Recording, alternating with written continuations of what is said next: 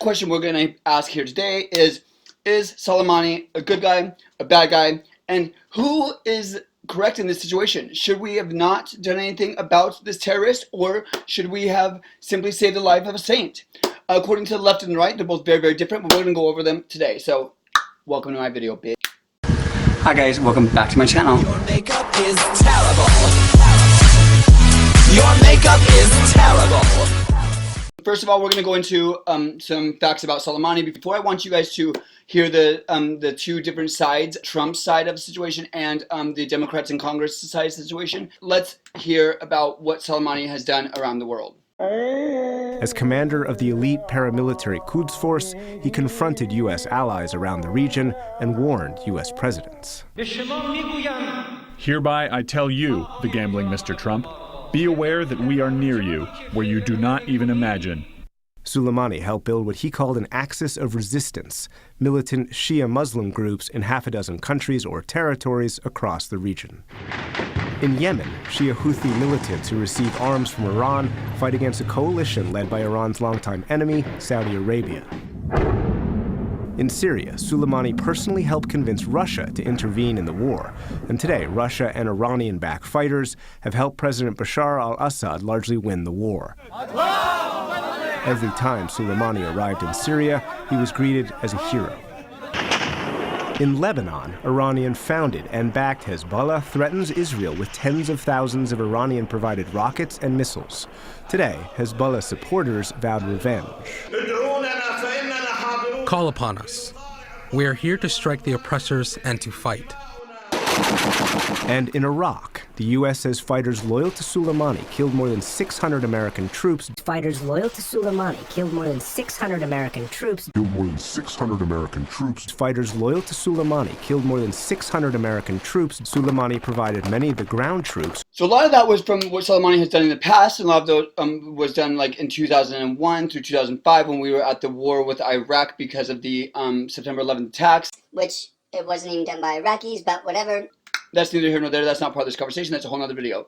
Girl. But what we will do is get into what he's done recently since Trump's been in office. Iran sabotaged 6 oil tankers in Strait of Hormuz. And Trump downplayed it. Iran shot down the U.S. drone. Trump downplayed it. Then attacks were done on Saudi oil fields. Trump also did nothing and just downplayed it. Iran attacked the U.S. embassy, killing an American contractor. Let me put that in perspective. He killed an American. At that moment, Trump finally responds. Now, I was a little bit put back by Trump, and I was like, Trump, why aren't you responding when they kept attacking us and poking us and poking us and poking us? They wouldn't stop poking us. So, I was getting irritated at Trump. I was like, why aren't we doing anything? We are Americans. Why are we not doing anything about this? How much more can we take? I was so happy that we finally responded. And I kept a vigilant eye on the whole entire situation, and then I saw a different narrative painted from the left. A narrative that was alarming and scary. A narrative that supported the fact Salamani had killed hundreds of Americans, yet they still sympathized. Now let's go over that one more time. Iran sabotaged 6 oil tankers in the Strait of Hormuz. Trump did nothing. Iran shot down a U.S. drone. Trump did nothing. Iran attacked Saudi Arabia oil fields, which we have a big part in. Trump did nothing. Iran attacked the U.S. embassy, killing an American. Trump finally responded. That being said, Trump was not starting a war. Trump was clearly, very clearly, defending us and defending our freedom as Americans against terrorism. People like Elizabeth Warren, who admit that this man was a horrible person, and people like Adam Schiff, who admit the world's a better place without him, both still are mad at Trump for starting a war. How much more could America take? You tell me where that line should be drawn then. I thought the line was drawn at American lives being lost. Apparently we were wrong. But let's listen to what the left has to say about it now. Introduce now a key leader in this whole effort who has worked so hard to make sure that we deny the funding to the administration as it relates to the military action that is taking place in Iran unless they come to Congress for authorization. So until Trump comes to us and asks us if he can do something to protect the American people, we're going to make sure that we unprotect our men and women that are in uniform until this quid pro quo on Trump goes through.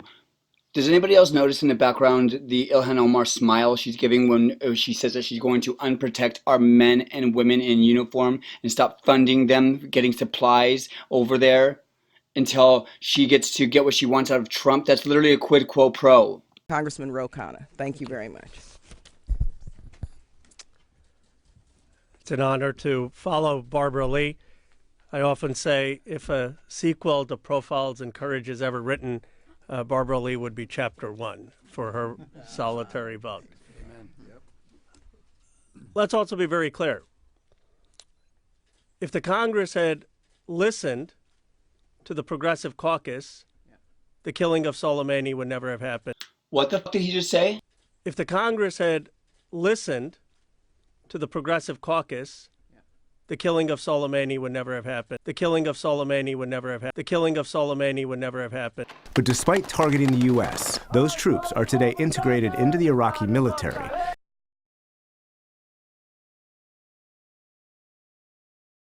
Honestly, at this point, I'm offended. I'm very offended as an American citizen for this man who, by the way, is the fourth most rich person in politics in California. If you guys notice, everybody on the stage is always from New York, California, or Muslim. That's it. New York, California, and Muslim. That's it. The Muslims have their own objective. But I'm pissed. Like, that's offensive. That's so offensive. You want to let this guy go? You think he should live?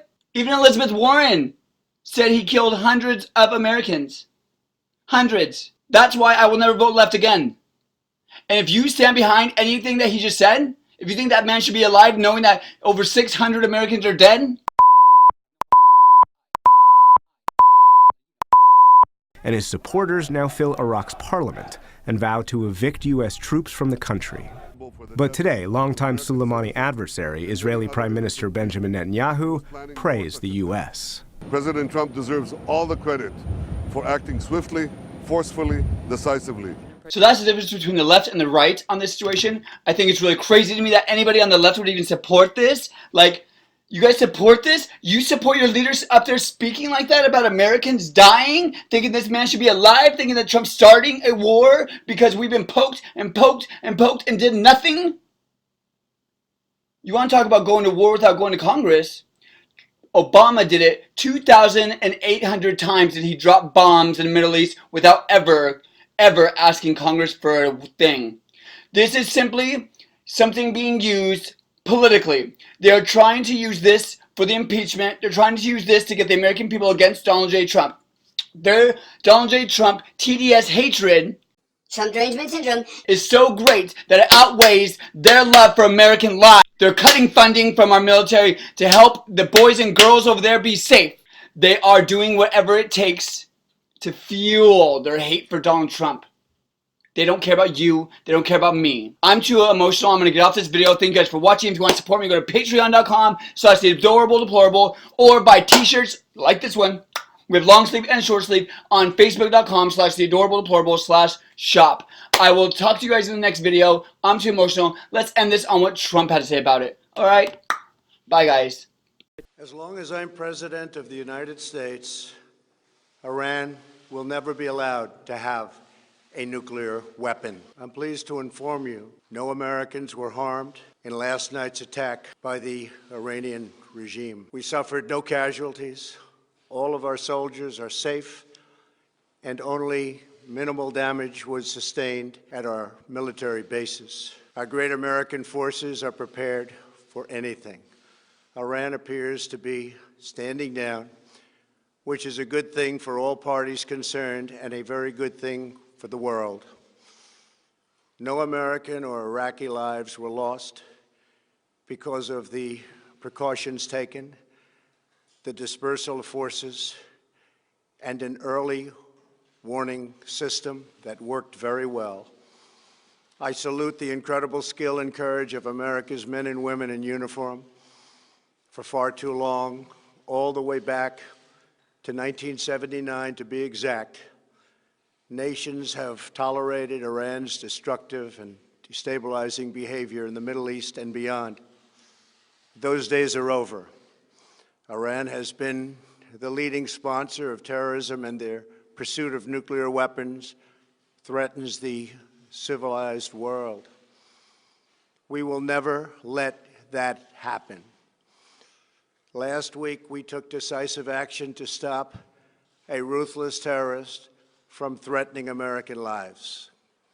At my direction, the United States military eliminated the world's top terrorist, Qasem Soleimani.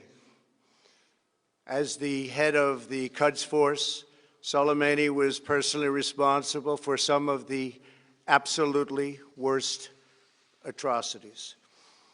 He trained terrorist armies, including Hezbollah, launching terrorist strikes against civilian targets. He fueled bloody civil wars all across the region. He viciously wounded and murdered thousands of U.S. troops, including the planting of roadside bombs that maim and dismember their victims. Soleimani directed the recent attacks on U.S. personnel in Iraq that badly wounded 4 service members and killed 1 American, and he orchestrated the violent assault on the U.S. Embassy in Baghdad. In recent days, he was planning new attacks on American targets, but we stopped him. Soleimani's hands were drenched in both American and Iranian blood. All right, guys, like, share, subscribe. Please comment. Let me know down below what you guys think about the left and the right and their different opinions on the situation. Let me know your opinion on the situation. And can somebody in the world clarify how the left thinks that they're right? I don't understand. I can't even fathom how that could even be the right thing, even if it's maybe I'm missing something or anything. Even if I am missing something, that's still wrong of them to say. I don't get it. So comment down below with your opinion on the situation. And thanks, guys. And like I said in every video, I'll see you in the next one. Makeup is terrible. Your makeup is terrible.